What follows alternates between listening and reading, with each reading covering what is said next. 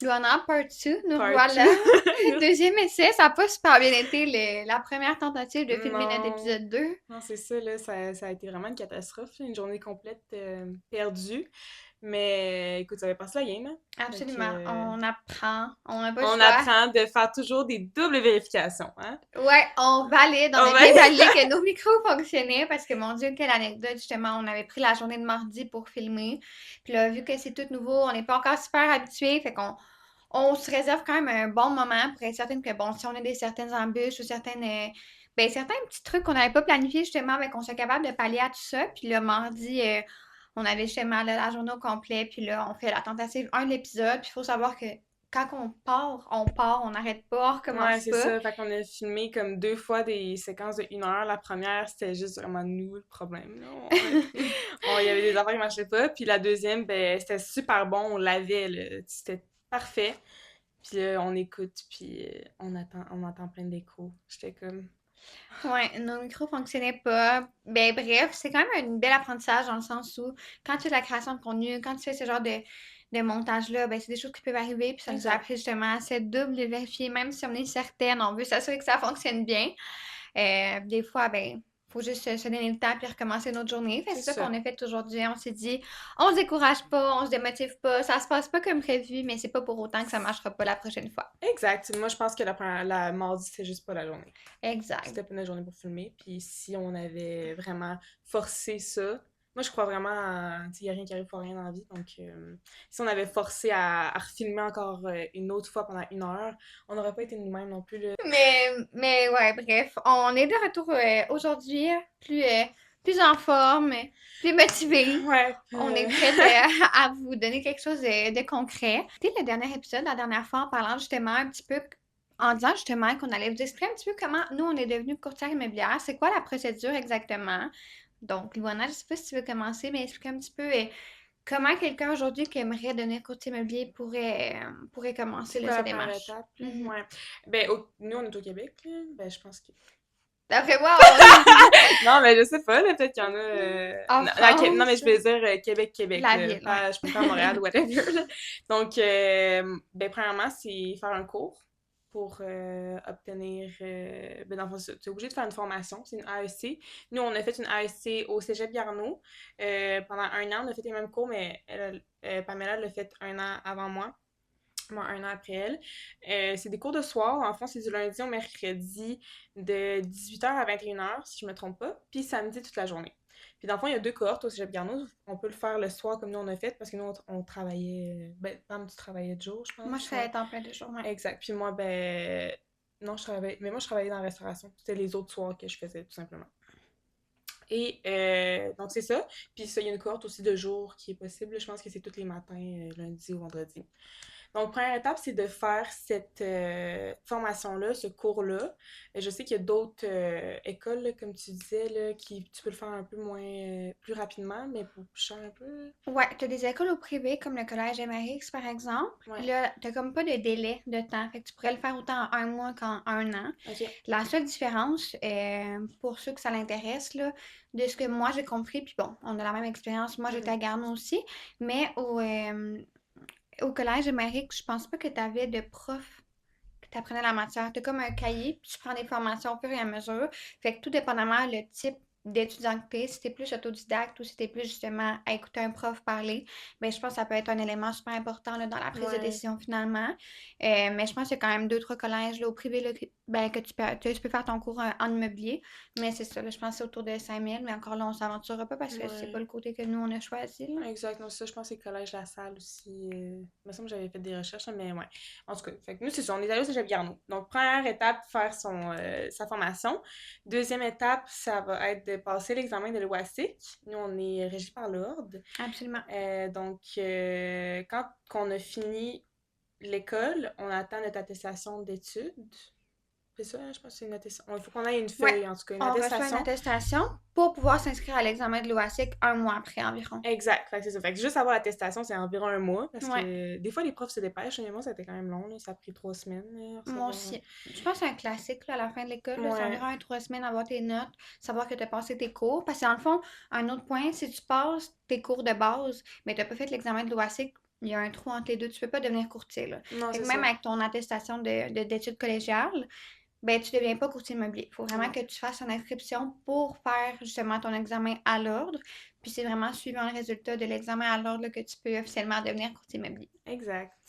Comment ça a été toi, ton examen de l'OASIC? C'est comme le sujet le plus cocasse pour tous ceux qui commencent à être courtier immobilier, là. Oh my God.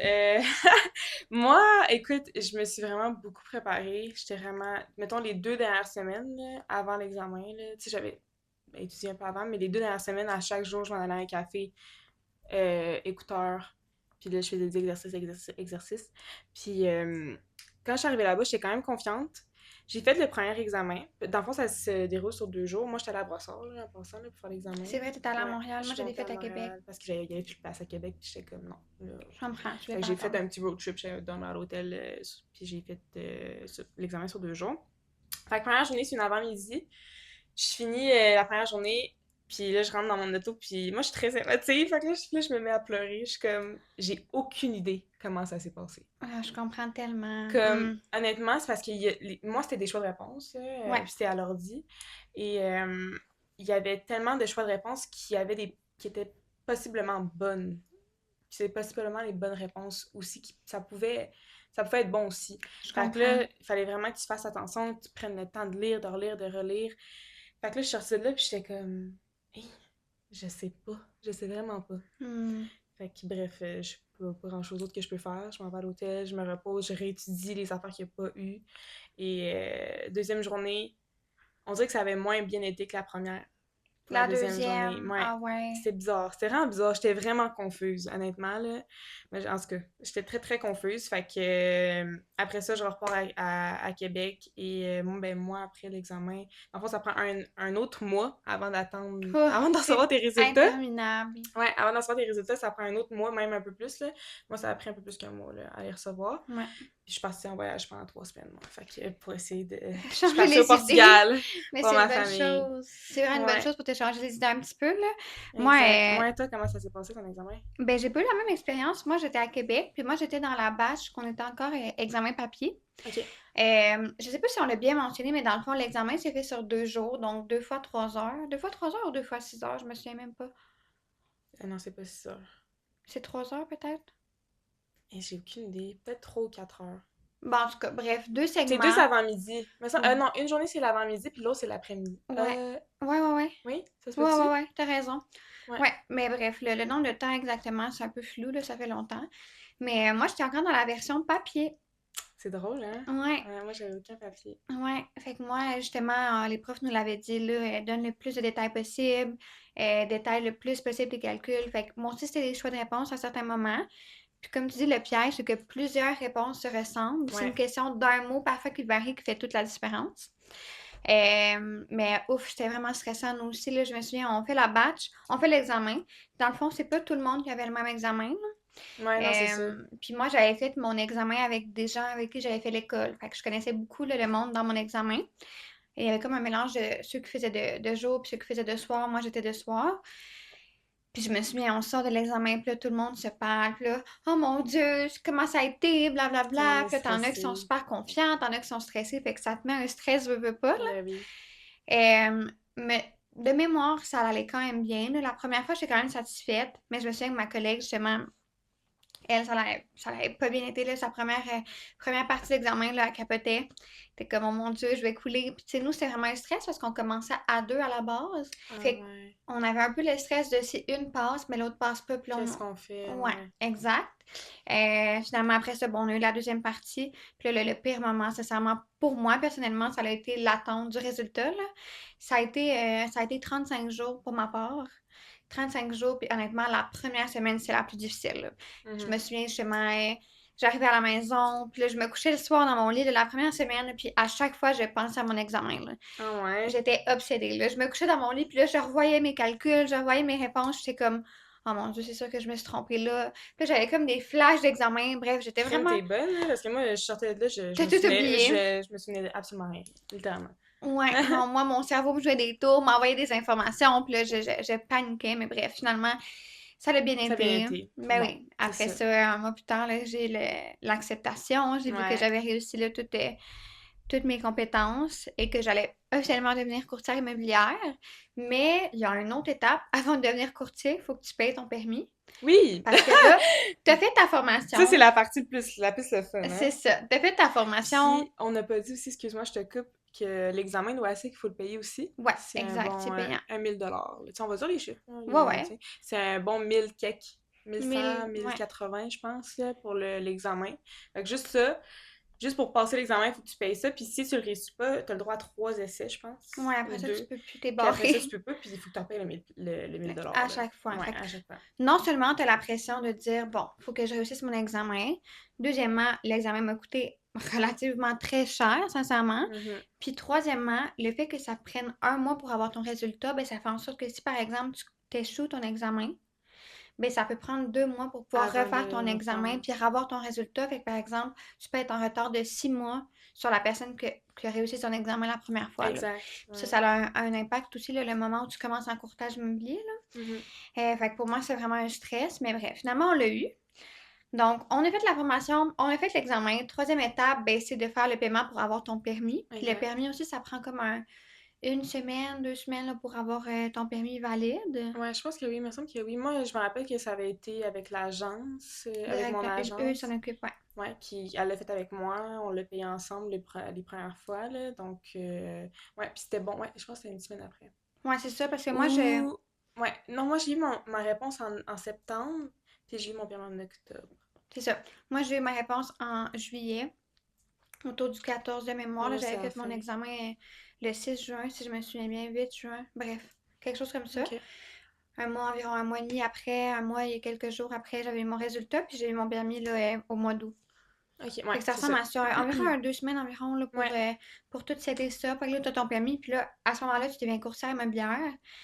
Dis-moi, moi, j'ai eu un choc personnellement là, en sortant de l'école puis en commençant directement, mais c'est quoi la chose la plus surprenante que tu as eue quand tu as commencé à être courtière immobilière, justement, après avoir fait ton école, après avoir fait ton examen? Aujourd'hui, tu es rendue courtière immobilière, tu es louana, le jour 1 dans ton agence. Ça a été quoi ton plus grand choc? Mon plus grand choc, ben, je sais pas trop. J'ai pas eu vraiment de choc, là. Parce que quand j'ai eu mon permis, premièrement, ben, c'est ça. Les premières affaires, c'est que j'allais m'installer. Là, au début, moi, j'avais Ouais. pas de bureau de disponible. Fait que je pouvais pas vraiment aller au bureau. Fait que mes journées un c'était comme un peu des formations que Ouais, ouais, j'avais. 100% le C'est des début. formations de Remax, dans le fond. Fait que j'allais à chaque semaine dans les formations. Puis sinon, à côté, ben, je travaillais un peu de la maison parce que j'avais pas de bureau. Fait que je Mhm. pouvais pas rien faire. Ça a pris un bon bout avant que j'aie un bureau, là. Ça a pris un bon 3 mois. Fait que Quand ça, c'est même. qu'est-ce qui m'a plus. Ben, c'est pas un choc encore une fois, là. C'est plus que ça m'a. C'est plate, là, parce que, tu sais, avoir eu un bureau plus tôt, j'aurais peut-être pu faire plus. Mhm. Puis, là, je pense que je vais dans un autre côté de ta question, là, parce que c'est ça, j'ai pas eu vraiment de choc. T'as pas eu de choc? Je pense pas, j'ai pas été surprise de rien. En commençant, je pense que tu commences doucement. Fait que j'apprenais beaucoup de choses. C'est sûr que moi, l'erreur, si je peux dire que j'ai faite, c'est de pas avoir commencé directement quand j'ai eu mon permis. Moi, à ce moment-là, je travaillais 2 jobs. Ouais, c'est vrai. J'avais un contrat dans une école primaire où ce que j'étais éducatrice au service de garde, que je pouvais pas, ben dans le fond que je terminais en décembre. Fait que, puis encore une fois avant, tu sais, il me manquait, je trouvais que j'étais pas encore stable Mhm. financièrement pour partir. Fait que c'est pour ça que je me suis dit que j'allais faire ça. Je gardais la restauration aussi, puis honnêtement, je regrette, là. J'aurais dû commencer directement en octobre, mais écoute, des erreurs dans la vie, on en avoir, puis on apprend de ça. Encore aujourd'hui, tu sais, c'est ça, je fais encore des quelques petits chiffres au resto. Puis là, c'est dans mes projets de vraiment lâcher pour de bon, là, Hmm. d'ici peu. Fait que ouais, j'ai pas eu de choc. Fait que c'est ça, j'ai pas trop ta question, pas trop rejoint, mais est-ce que toi, t'as eu un choc? Ben moi oui, honnêtement, mais ça se peut, on a une expérience complètement Ouais? différente. Mais moi, la première des choses, je me suis rendu compte justement, première journée, je commence, je me suis rendu compte qu'on connaissait absolument rien de notre métier, là. Ok, c'est ça, Ça a été je plus, viens de comprendre. Ok, ouais. ça a été plus ça mon choc d'une certaine manière, parce que je me suis rendu compte qu'il y avait une grosse marge de manœuvre entre ce qu'on t'apprend à l'école versus ce qu'on t'apprend sur le terrain. Évidemment, bon, je savais la base, les lois, je savais comment remplir des documents, mais personne m'avait montré à ce moment-là comment tu vas chercher ton client, comment tu closes une transaction, Ouais. comment tu négocies avec ton client. Fait que tout ça, c'est un bagage que j'avais pas quand j'ai commencé. C'est sûr que c'est une surprise. Puis là, t'arrives, t'es à ton bureau, t'es assis, puis là, qu'est-ce qu'on fait? Là, c'est la question de par où je commence, qu'est-ce que Ouais. je fais? La majorité des gens, justement, vont nous parler des techniques comme traditionnelles, le porte-à-porte, les appels, et l'envoi de lettres. C'est comme la base de ce qu'on connaît, là. Mais en même temps, tu commences ça, tout le monde fait ça. T'appelles, tu te prends des murs littéralement en pleine Ouais. face. Ça fonctionne pas nécessairement. Moi, j'en ai fait du porte-à-porte pour commencer, mais je me suis rendu compte rapidement là, que c'était pas la manière pour moi. Mais pour moi, ça a été quand même un choc. Puis j'ai vu rapidement aussi là, la manière de remplir les contrats, la manière de traiter une transaction comme telle. C'est vraiment une mentalité différente. Puis là, je me suis rendu compte, OK, Mhm. là, je vais me former sur le terrain, puis je vais réapprendre sur le terrain à devenir une bonne courtière. Parce que tout ce que j'avais appris à l'école, C'était la paperasse. ben, C'est c'est plus plus. la paperasse, puis c'est une mentalité complètement différente Ben oui. que sur le terrain. Sincèrement, c'est peut-être pas nécessairement ce qui va te permettre de pousser au max. Fait que c'est sûr que pour moi, ça a été une surprise. Ça m'a pas déstabilisée comme telle, mais c'est sûr que les Ouais, premières c'est ça. semaines, c'était beaucoup de remise en question. Qu'est-ce que je fais? Comment je commence? Tu sais, au début, t'en parles à tes Mais proches. c'est ça. Est-ce que tu sentais que t'étais quand même soutenue par ton agence à ce moment-là? Ouais, je pense que chaque agence, justement, apporte comme un lot de formation. Tu sais, moi, j'ai Ouais. commencé dans une bannière traditionnelle à la base. Ouais. Un choix, justement, que j'ai pris parce que j'avais besoin de plus de sécurité, puis je me sentais comme mieux de savoir que j'allais avoir un bureau. Je pensais que ça allait être un élément qui allait me motiver, justement, d'aller au bureau, de Ouais. travailler, de voir des courtiers. Je dis pas que ça l'a pas fait, mais je me suis rendu compte rapidement là, que moi, j'avais pas besoin, justement, d'être dans l'environnement pour travailler puis pour être bonne. Ok. Fait que justement, moi, à partir de là, au début, un petit peu comme toi, là, moi, je voulais un bureau là, dans mon agence, mais j'ai rapidement pris la décision là, que c'était pas nécessairement nécessaire, que je travaillais bien de la maison. Puis aujourd'hui, là, moi, je travaille de la maison, j'ai mon bureau à la maison, puis la majorité du temps, de toute manière, je suis sur la route. Ben c'est bien, t'es bonne parce que contrairement à moi, je travaille de la maison, j'ai vraiment de la misère. Faut vraiment que j'ai une pièce dédiée à ça. Sinon, ce que je fais quand que je travaille de la maison, je m'envoie un café. Ben oui, C'est ça absolument. que je fais parce que Ça change je l'air. trouve que je suis beaucoup plus concentrée quand je suis pas chez moi. Tout Mhm. simplement, là, même si je suis dans une pièce à part. Moi, justement, ce que j'ai eu moins de choc parce que oui, j'ai appris beaucoup en commençant. C'est sûr que ils ne montrent pas comment aller chercher nos clients, mais moi, mes profs me l'avaient dit quand même. Tu sais, ils me l'avaient dit que tu sais, tu vas arriver, tu n'auras pas de clients. Il faut que tu ailles chercher des clients. Mais tu sais, Mm. ça n'a pas été une surprise pour moi. Mais je trouve qu'en arrivant dans mon agence, j'ai tellement été bien entourée. Les courtiers étaient super fins, ils venaient me voir. Tu sais, j'ai eu beaucoup d'opportunités grâce à des courtiers qui étaient là. Fait que pour moi, ça a été un gros plus de Mhm. rentrer au bureau puis d'être au bureau souvent. Je Parce comprends. que j'ai eu beaucoup plus d'opportunités que si je n'avais pas été au bureau. Ouais, 100%. Puis je pense que Ouais. l'expérience diffère de plusieurs courtiers, mais il y en Pour a beaucoup, commencer, là, là, c'est ça, exact. ouais. Bon, c'est vraiment drôle. Je voulais parler avec toi justement parce qu'il m'est arrivé quelque chose cette semaine. Puis je pense que c'est important qu'on parle de ça, là. J'étais un souper avec des amis. Puis quelqu'un disait justement là, à un de mes amis, justement, toi, t'es vraiment un workaholic. Puis la personne Mhm. était comme, ouais, fière de dire que t'es workaholic. C'est quand même spécial. Puis ça m'a remis en tête. Puis ça m'a dit, est-ce qu'on vit, tu penses, en ce moment dans une société qui prône justement euh, de se surpasser au travail? Je sais pas. Je pense que oui, honnêtement. Moi, pour moi, c'est pas quelque chose de. Être workaholic, je trouve pas ça. Je serais pas fière, par Hmm, exemple, de dire ça, là, parce que je trouve pas ça sain. Mais oui, je pense que les réseaux sociaux ont un gros impact aussi sur ça, là. Tout le monde parle leur business, qui explique aussi, tout le monde explique qu'ils travaillent beaucoup, fait que certainement, excuse-moi, ça met certainement une pression à certaines personnes de travailler plus, selon moi. Mais ouais, 100%. Mais je pense que les réseaux sociaux, ça joue quand même beaucoup là-dedans. On voit beaucoup de gens, on voit beaucoup d'entrepreneurs avec un lifestyle un peu parfait d'une certaine manière, là. Je sais pas si toi, ça t'est déjà... Je sais pas si toi, ça t'est déjà arrivé. Je sais pas si toi, ça t'est déjà arrivé justement d'être comparé sur les réseaux, puis de te sentir comme insuffisante d'une certaine manière. Je sais pas si ça fait du sens comment je pose la Ouais, question. je comprends. Moi, non, ça m'est jamais arrivé de me comparer. Surtout sur un point de travail, là. Je pense que tout le monde a leur façon de travailler, puis c'est sûr que moi, je me compare pas, je m'inspire. Wow! Ouais. C'est vraiment sage comment tu le dis, là. Je pense qu'il faut une belle maturité. C'est pas tout le monde qui est comme ça, là. Non, Surtout dans ben, l'entrepreneuriat, là, je pense que beaucoup de gens ont tendance à se comparer parce que, bon, on observe beaucoup le résultat, on observe beaucoup les autres, on veut un peu ce qu'on veut pas avoir, ben on... c'est ça. Ben c'est justement un mindset qui est comme, tu sais, tu peux pas, je ne pourrais pas penser comme ça. Tu sais, tout le temps, ah, je veux ça, mais j'aimerais savoir ça, ce qu'il veut, pourquoi moi j'ai pas ça. Tu sais, non, si tu veux atteindre ce point-là, inspire-toi de ce qu'il fait pour te rendre où ce qu'il en est. Tu sais, c'est plus comme ça que je le vois, là. OK. Puis quel conseil, justement, tu donnerais à quelqu'un? Parce que moi, je vais être franche avec toi, moi, quand j'ai commencé, je me comparais à tout le monde. Mm. Je me comparais aux courtiers, je me comparais aux gens qui avaient commencé en même temps que moi. Des fois, je me sentais insuffisante, je sentais que je voulais pas assez, fait que je me mettais comme une grosse pression sur mes épaules. Puis c'est sûr que bon, avec le temps, j'ai développé justement l'aptitude de dire c'est chacun pour soi. Puis je pense que c'est tellement important parce qu'on a Ouais, tout notre chemin. On va tout arriver à la même place si c'est notre objectif. Par contre, moi, je peux arriver d'une manière, puis l'autre personne peut arriver d'une manière complètement différente, là. Ça dépend aussi de ta personnalité, tout ça.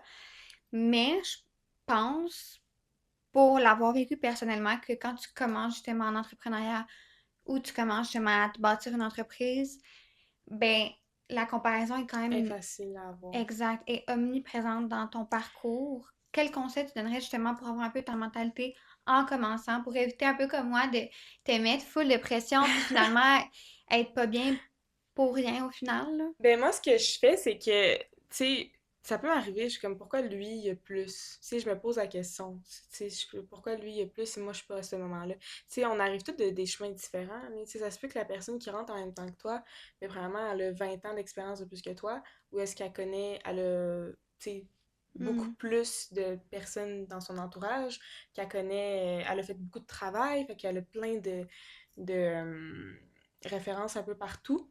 Ça, juste ça, là, que tu connaisses tellement beaucoup de personnes, là, ça peut changer de même, là. Tu deviens courtier, ton ami de ton ancien job veut vendre. Fait que là, tu sais, moi, j'ai commencé à 20 ans, j'ai pas un gros cercle. Je connais pas plein de personnes qui travaillent partout, là. Je sais pas si tu comprends ce que je veux dire, là. Oui, oui, t'as pas un réseau de contacts énorme, là. Exact, c'est ça, je cherchais le mot, là, j'avais aucun mot en Pas de tête. stress. J'ai pas beaucoup de contacts, j'ai pas un réseau grand, à part mes amis, ma famille, puis tu sais, justement, quelques personnes que j'ai connues au travail, mais j'ai pas fait non plus plein de travail différents.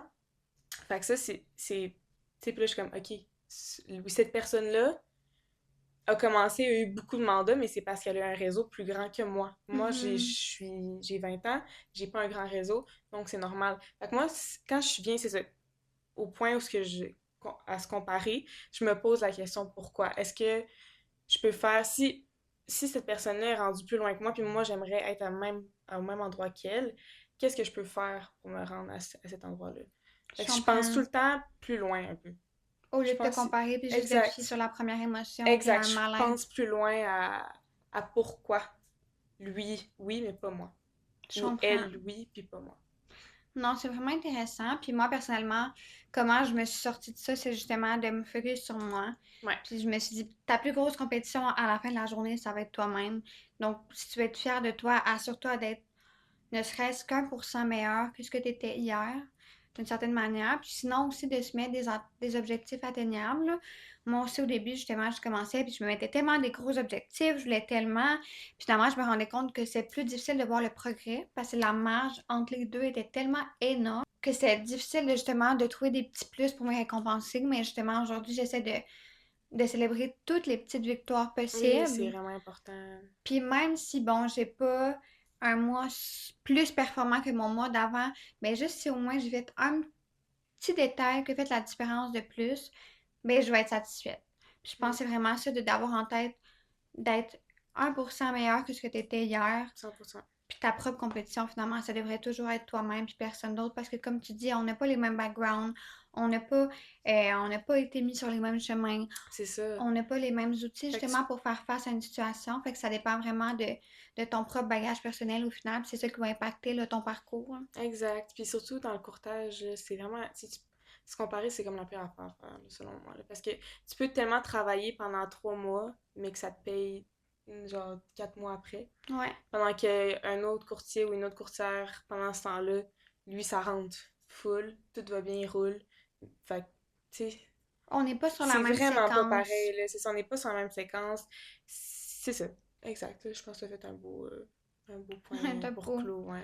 Mais tout ça, on l'apprend en le vivant, puis Sur par le... l'expérience, Exact. parce qu'on m'aurait dit au début, fais attention, compare-toi pas, puis j'aurais dit, ben non, je vais pas me comparer, ben non, je suis pas stressée avec ça, puis je pense que ça prend vraiment de le vivre pour justement s'outiller, puis s'améliorer au final, là, dans un certain sens. Ouais, exact.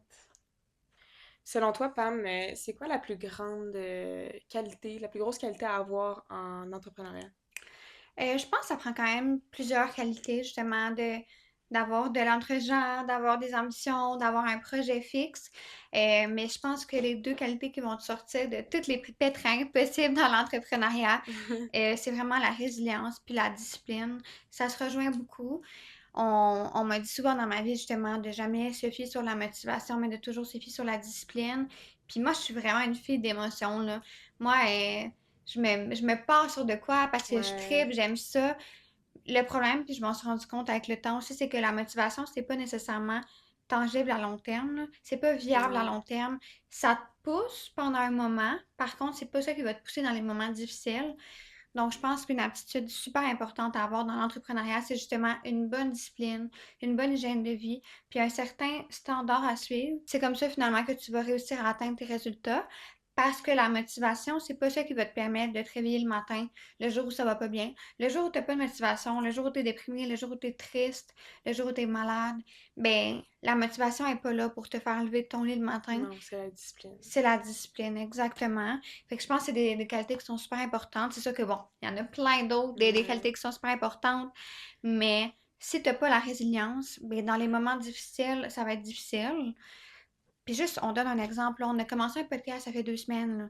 On était censé filmer mardi. Ça s'est pas passé comme prévu. On aurait pu, là, être déprimé. On aurait pu dire, laisse faire, on le fait pas. On a commencé à filmer aujourd'hui, puis ça s'est pas passé comme prévu non plus, Non, c'est mais ça. Puis tu sais, on n'avait pas la motivation non plus. non, La motivation n'était non, pas là non. parce que les deux, on a des grosses semaines ces temps-ci. Fait qu'en plus de ça, tu sais, c'est... La motivation était pas là, c'est vraiment la discipline qui embarque. Puis honnêtement, moi aussi, je suis vraiment d'accord avec toi sur la discipline. Moi, pour moi, ça serait ma plus grosse euh, qualité à avoir dans l'entrepreneuriat parce que on dirait que je vois pas un entrepreneur sans discipline. Hmm. Honnêtement, parce que c'est tellement tough se partir en business que, tu sais, la motivation, t'as peur de même. Y a-tu des moments justement dans ton début ou dans ta carrière que t'as manqué justement de discipline, puis tu t'es laissé envahir par des émotions, puis tu t'es dit justement, mon Dieu, pourquoi je fais encore ça? Ou mon Dieu, j'ai-tu pris le bon choix justement de me lancer en affaires comme ça? J'ai jamais douté sur mon choix. Ok, c'est très bien ça. Vraiment pas. Jamais je me suis dit, est-ce que c'est vraiment ça que je veux faire? Est-ce que... Non, jamais, jamais, jamais. C'est sûr qu'il y a des choses au début que je regrette d'avoir faites. C'est surtout dans mes débuts, là. C'est plus de pas m'avoir mis à 100% dans le courtage. Je pense que c'est vraiment... C'est juste que c'est le stress, là. C'est le stress financier, là, de pas avoir d'argent qui rentre à chaque mois. Puis c'est une autre chose avec la discipline puis la motivation. C'est un autre point, selon moi, que, tu sais, dans le courtage, tu travailles, mais t'es payé 6 mois après. La plupart du temps. Des fois, ça arrive un mois après, là, quand c'est des transactions rapides. Mais t'es pas payé sur le fait de ton Exact. travail. Fait que tu travailles, puis après, ça rentre tout d'une shot 6 mois après. Fait que la motivation, tu vas l'avoir 6 mois après. Quand tu vas recevoir ton argent, tu fais genre, OK, là, t'es motivé, t'es comme, crime, j'ai tout ça, ça. Fait que là, t'es motivé pendant un bout pour recommencer. Là, ça repart, que la motivation, elle part vraiment rapidement, là, puis t'embarques sur la discipline à ce moment-là. C'est tellement intéressant. Puis comme tu Ouais. dis justement, la gestion de l'argent, puis bon, il y a beaucoup de monde qui ne savent pas vraiment comment ça fonctionne la rétribution de courtier immobilier, là, comment on est payé littéralement, notre salaire fonctionne sur quoi. Mais en fait, nous, on n'a pas de salaire fixe, on n'a pas de salaire à chaque semaine, on n'a pas de salaire à chaque 2 semaines, on n'a pas de salaire annuel non plus.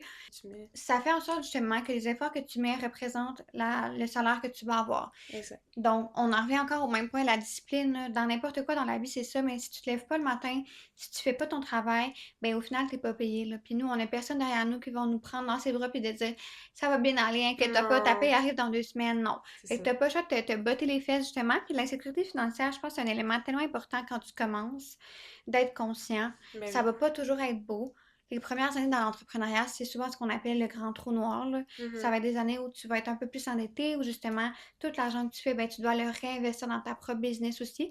Fait que des fois, on voit pas le bout, on se dit, tabarouette, on travaille tellement, on fait de l'argent, mais on voit même pas cet argent-là rentrer Non, parce que finalement, ben, on le réinvestit.